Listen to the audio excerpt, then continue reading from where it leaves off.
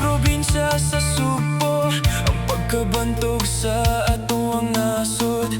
Usa sa tinubdan sa atong turismo, mao ang atong pagkamahigalaon. Sa lantip nga kinaadman ug kaisog, respetado sa taas atong talento. Awit ug sayaw ug paugnat sa kusog, may sikat hasta atong mga binilanggo. Gitumaw sa atong panahon, kining paumol sa binisayang musika. Bisrock kulas in the morning sa Cebu, simbolo sa ato kagawasan.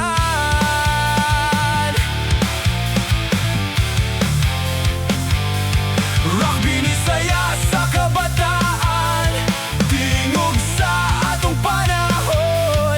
Rock binisaya para sa tanan, hugpong sa mga Subuanon.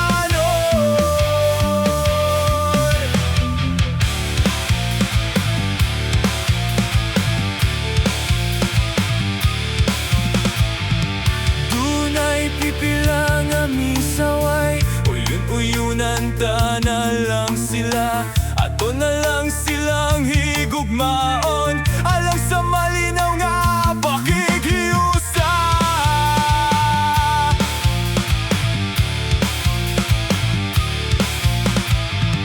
Mahalon pud nato ilang musika, bisag kita ilang gihimaraot. Misibaw sa atong panahon, sa 103.5 Wild Rock Binisaya.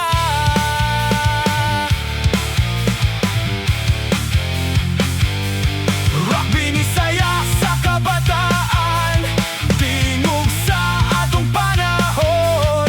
Rock binisaya para sa tanan, ugpong sa mga Subuanon.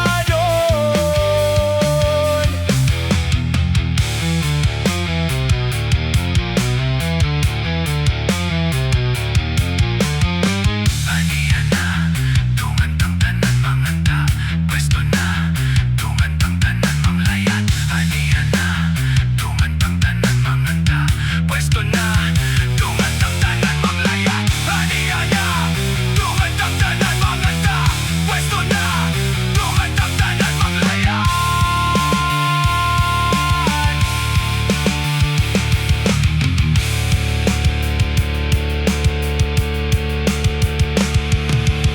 Nakatampo sab sa atong panahon, labi na sa atong mga batanon.